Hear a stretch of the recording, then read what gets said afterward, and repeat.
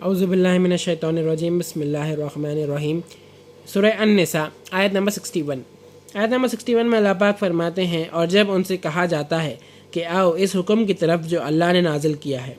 اور رسول کی طرف، تو آپ منافقین کو دیکھیں گے کہ آپ سے اعتراض کرتے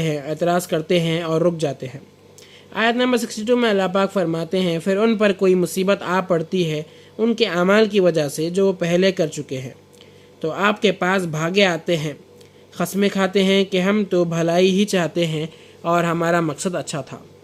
آیت نمبر 63 میں اللہ پاک فرماتے ہیں، یہی منافق ہے جن کے دلوں کی بات اللہ خوب جانتا ہے، تو آپ ان سے کہہ دیجئے کہ ان کو نصیحت ہی کرتے رہے اور خاص انداز سے بات کرے جو ان کے دلوں میں اثر ہو۔ آیت نمبر 64 میں اللہ پاک فرماتے ہیں، اور ہم نے کوئی رسول نہیں بھیجا مگر اس لیے کہ اللہ کے فرمان کے مطابق ان کی اطاعت کی جائے، اور یہ لوگ اپنے حق میں ظلم کر بیٹھے ہیں۔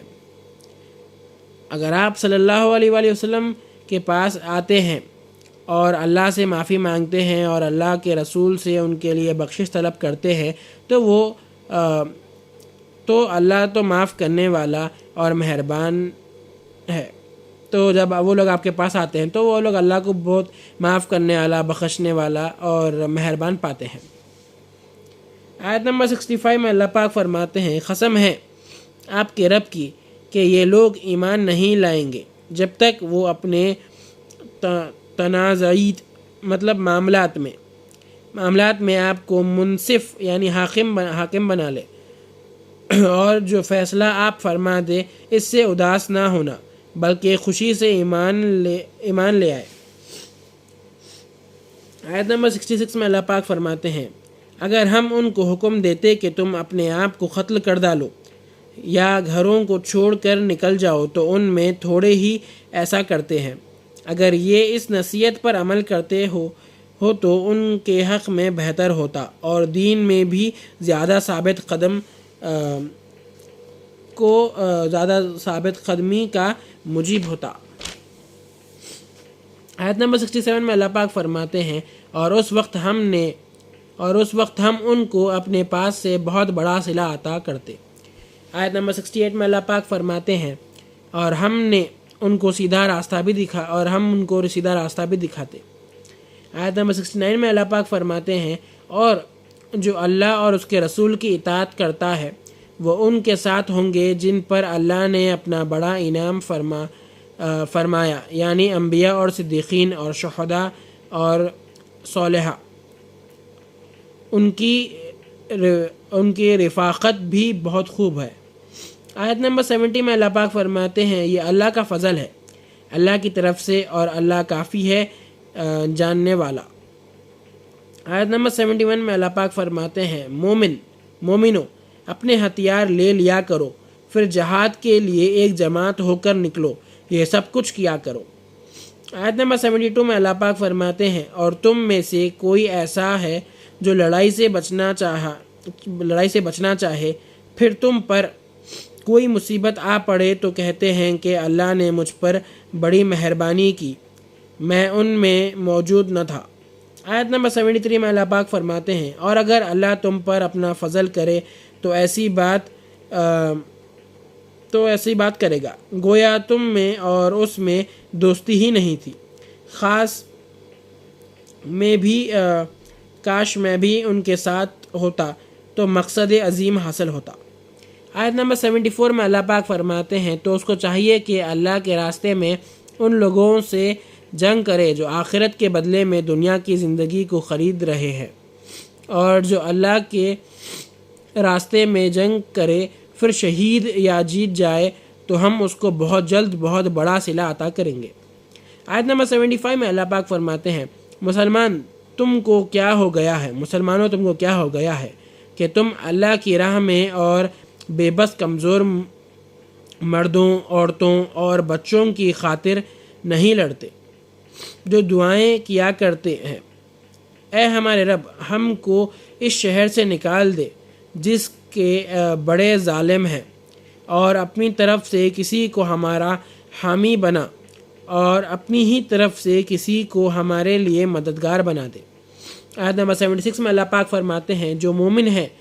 تو اللہ کے راستے میں لڑتے ہیں اور کافر شیطانوں کی راہ میں لڑتے ہیں، سو تم شیطان کے مددگاروں سے لڑو، کیونکہ شیطان کا داؤ کمزور ہوتا ہے۔ آیت نمبر 77 میں اللہ پاک فرماتے ہیں کہ آپ صلی اللہ علیہ وآلہ وسلم نے ان لوگوں کو نہیں دیکھا جن سے کہا گیا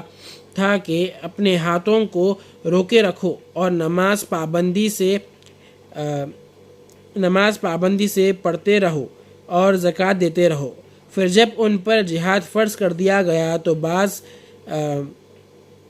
بعض لوگوں نے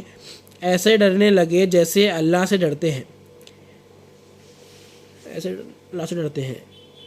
اس سے بھی زیادہ، اور کہنے لگے اے ہمارے رب تو نے ہم پر جہاد کیوں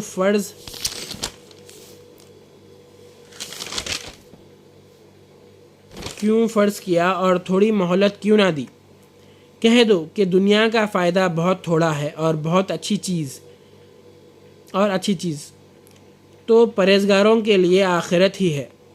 دنیا کا جو بھی فائدہ ہے وہ تھوڑا ہی ہے، اور جب تک دنیا ہے جب تک ہی ہے، اور آخرت کا جو ہے سو بہت اچھی چیز ہے،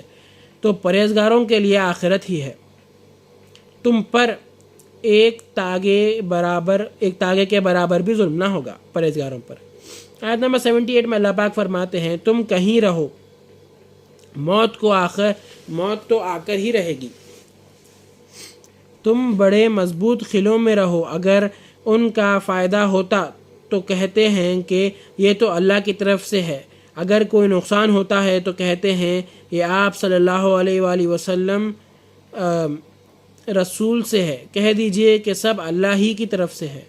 ان لوگوں کو کیا ہو گیا ہے اتنی سی بات نہیں سمجھ سکتے۔ آیت نمبر 79 میں اللہ پاک فرماتے ہیں تجھے جو فائدہ پہنچتا ہے وہ اللہ ہی کی طرف سے ہے، اور جو مصیبت تجھے ملتی ہے وہ تو تمہارے اعمال کے سبب ملتی ہے۔ اے نبی صلی اللہ علیہ وآلہ وسلم، ہم نے تم کو تمام لوگوں کی طرف اپنا رسول بنا کر بھیجا، اللہ ہی گواہ کافی ہے۔ یہ آیت میں اللہ پاک یہ فرما رہے کہ انسان جو ہے سو انسان کا جو بھی برا ہوتا وہ انسان اپنے خود سے کر لیتا، نفس کے مطابق جو بھی انسان سے اچھا کام ہوتا جو ہے سو وہ اللہ کی طرف سے رہتا، اور جو بھی انسان غلط کام کرتا وہ اس کی خود کی نفس کی طرف سے رہتا، اس کے بیسس پہ انسان کے ہاتھ مصیبت آتی وہ سب ہوتا، اور فائدہ اور مصیبت تو اللہ ہی کے ذمہ ہے، اللہ جس کو چاہے مصیبت پہنچائے، جس کو چاہے اللہ تعالیٰ فائدہ پہنچائے۔ آیت نمبر 80 میں اللہ پاک فرماتے ہیں جس نے رسول کی اطاعت کی اس نے اللہ ہی کی اطاعت کی، اور جو روح گردنی کرے سو ہم نے تم کو ان کا نگران کر کے نہیں بھیجا ہے۔ تو یہ آیت میں اللہ پاک یہ فرما رہے کہ جو بھی آقا صلی اللہ علیہ وسلم یا جو بھی رسول کی اطاعت کریں گے تو وہ ایکول ہے کہ آپ اللہ کی اطاعت کر رہے،